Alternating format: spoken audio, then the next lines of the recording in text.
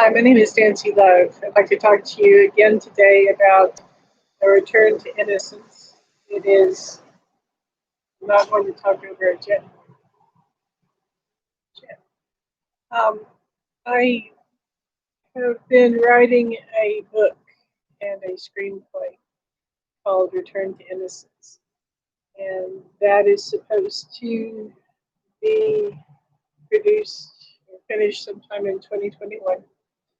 But for reasons I don't really want to get into, I think that it's important that certain ideas get out because, after all, I'm all about inculcating certain ideas into the minds of the masses and the elite as well.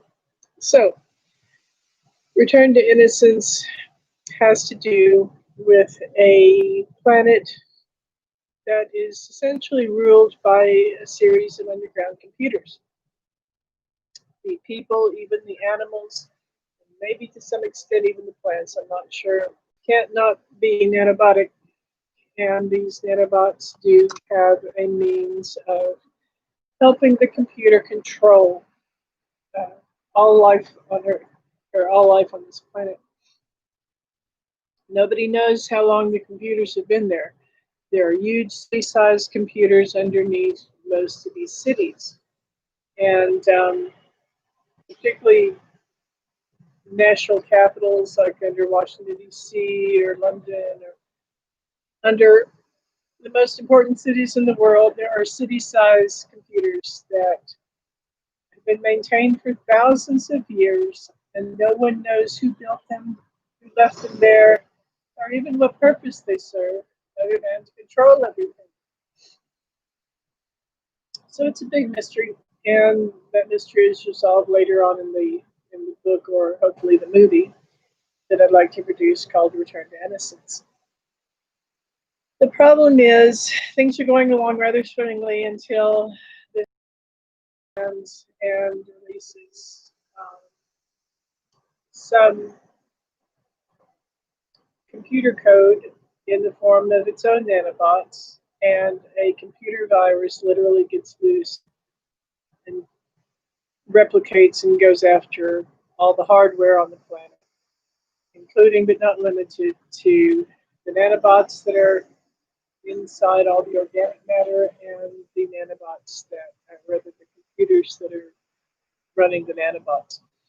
So everybody gets an inadvertent software upgrade, and it is a downgrade par excellence. The problem with this computer virus is that it causes something called the protection game to be initiated. And our book starts where, at a period of time where this game has gone on for about 3,000 years.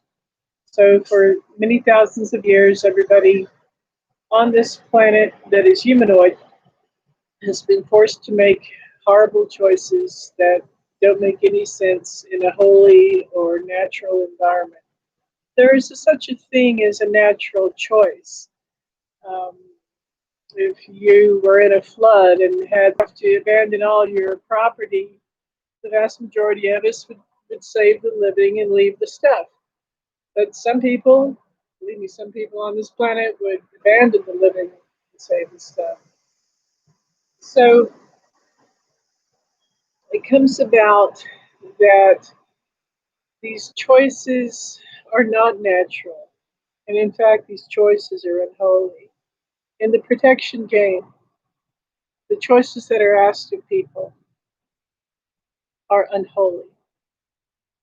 They are unnatural, and they are truly an abomination.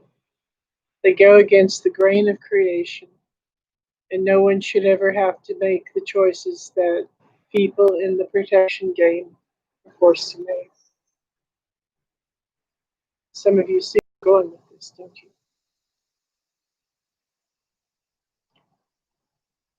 I've said it before, everyone's said it, and everyone knows it, that sometimes truth is stranger than fiction. The thing about this situation is that there's a heroine, I'll call her a hero, transgender term now, and this person refuses to be brought into the game. She refuses to answer protection questions. She calls them unnatural and unholy. and people start calling her MK Ultra. I've written about this before, but I've also made a few other videos about it. I think probably about 3 or 4 months ago. They would be in the Planet Peace Project channel under Return to Innocence.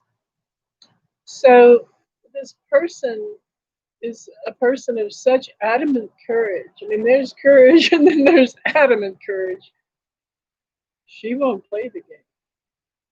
She won't choose between her pets. And she won't choose between her parents. And she won't choose between her sisters and brothers.